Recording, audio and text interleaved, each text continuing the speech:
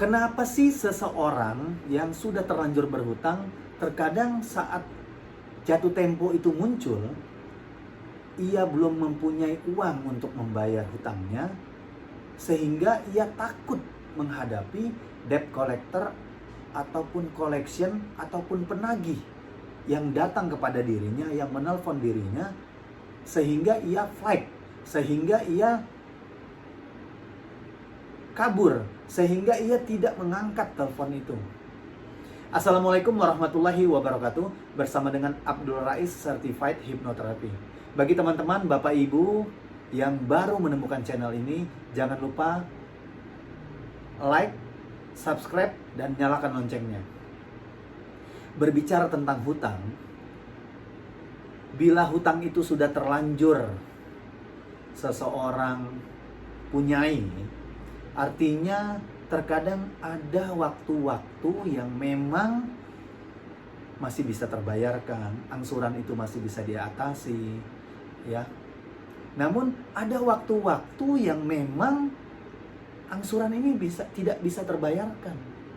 Nah, saya beberapa kali menemukan, saya sudah beberapa kali juga mengalami, ya. Solusinya bukan pinjam lagi kalau memang kita tidak bisa membayar angsuran yang sudah ada ini. Solusinya bukan pinjam baru untuk menutupi hutang yang ini. Namun bagaimana caranya, cari solusinya untuk hutang ini, permasalahan ini diselesaikan. Karena kalau teman-teman Bapak Ibu membuka lubang baru, sehingga akan banyak lubang yang tergali, ya. Nah, saya sangat bersemangat menyampaikan sharing ilmu ini karena saya sudah melewatinya, ya. Karena saya juga tidak berhutang, karena saya sudah memang berniat untuk growth mindset. Bagaimana caranya bertumbuh, sehingga saya berinvestasi lah.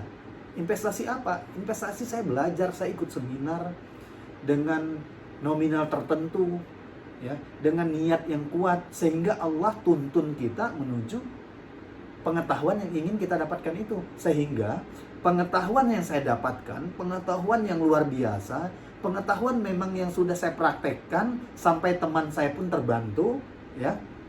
Itu terinput, tertanam di alam bawah sadar saya. Sehingga saat saya mau praktek tentang ilmu ini, saya sudah punya ilmunya. Saya bisa melakukan.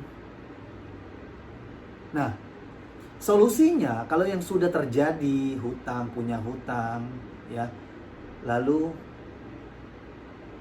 ia fight menghadapi debt collector, collection ataupun penagih, coba teman-teman terapkan ilmu ini, ya.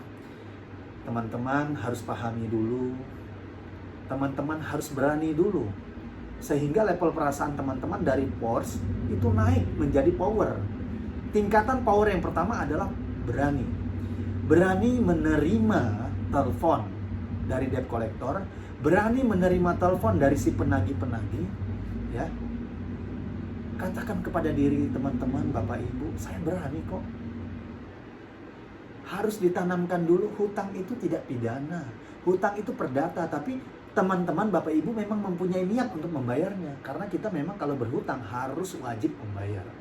Namun kalau teman-teman belum ada uang untuk membayar, solusinya memang belum uang. Solusinya teman-teman Bapak Ibu kita hadapi dulu. Nah, debt collector ini tidak bisa semena-mena bertindak sembarangan terhadap kita sebagai kreditur. Terhadap kita debitur. Ya.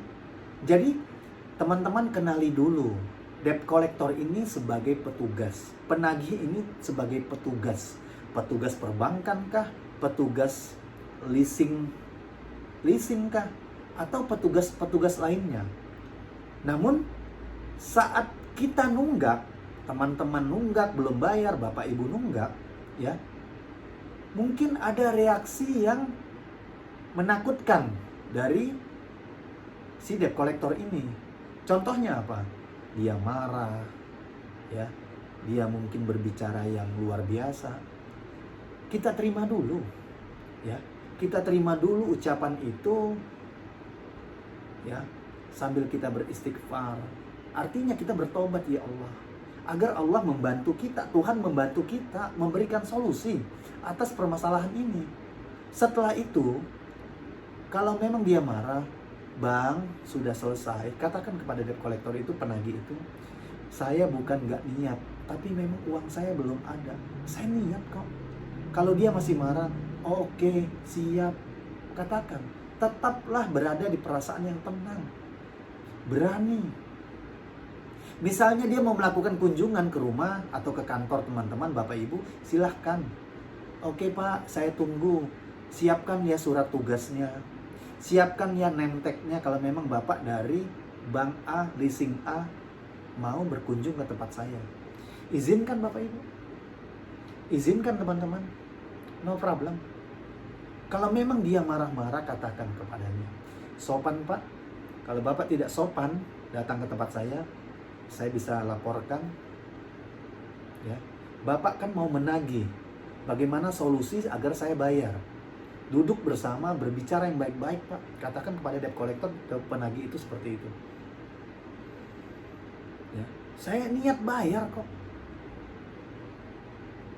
Kalau memang hutang itu jaminannya kendaraan dan lain-lain, kalau memang kendaraan itu masih banyak cicilannya, baru serahkan Bapak Ibu. Jangan merasa punya kemelekatan. Nanti Allah ganti kok yang lebih baik.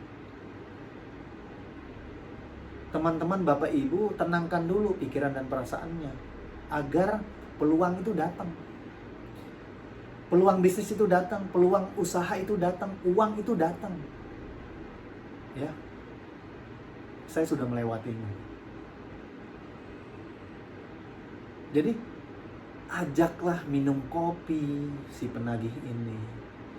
Mereka juga di pressure. Mereka juga dibebani oleh kepala-kepalanya, oleh pimpinan-pimpinan di perusahaannya, di perbankannya, di leasingnya, untuk bisa mendapatkan tagihan ini. Karena perusahaan mereka, baik perbankan, baik leasing, butuh cash flow, butuh perputaran uang. Sehingga kalau ada beberapa orang yang macet atau berhenti membayar angsuran, mereka akan juga pusing mengatur perjalanan uang dan cash flow mereka. Karena mereka juga harus berjalan usahanya, harus mendapatkan keuntungan, membayar perusahaan-perusahaan dan lain-lain. Ya, yang terpenting Bapak Ibu teman-teman terima dulu teleponnya, ya. Kita bertanggung jawab sebagai seseorang yang sudah menerima hutang, yang sudah menerima pinjaman, kita terima dulu. Kita maklumi kok teman-teman penagih ini atau teman-teman debt collector ini menagih dengan keras dan lain-lain, kita maklumi, ya. Sehingga kita punya kesadaran, oh iya, wajar kok dia.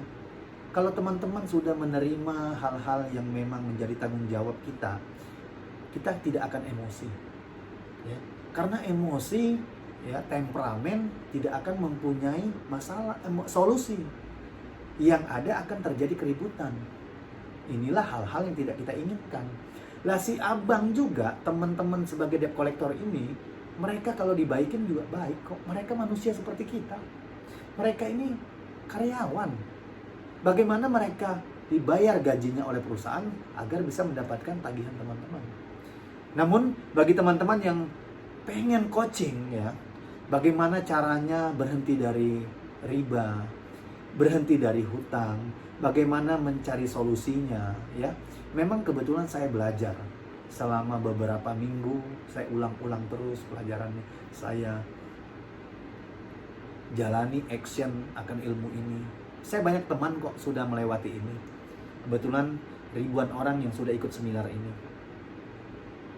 Karena kalau teman-teman secara ilmu, cara kerja pikiran, teman-teman fokus akan hutang, ya, teman-teman akan merasakan hal-hal yang tidak diinginkan, ya.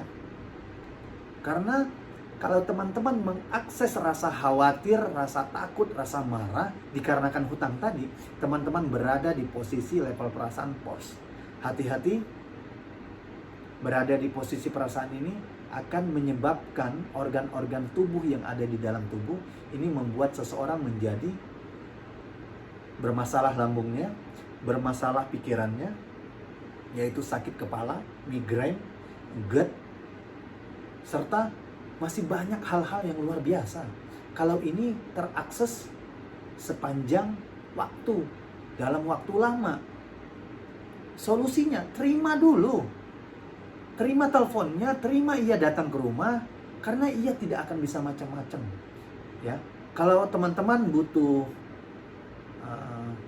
lebih detail, mungkin bisa komen di sini. Saya punya solusi untuk teman-teman, bagaimana teman-teman merubah rasa takutnya menjadi berani tentang hutang. Ya, jangan lupa like, comment, and share. Mudah-mudahan ini bisa bermanfaat bagi kita semua, terutama pribadi saya. Dari Jakarta Utara, wassalamualaikum warahmatullahi wabarakatuh.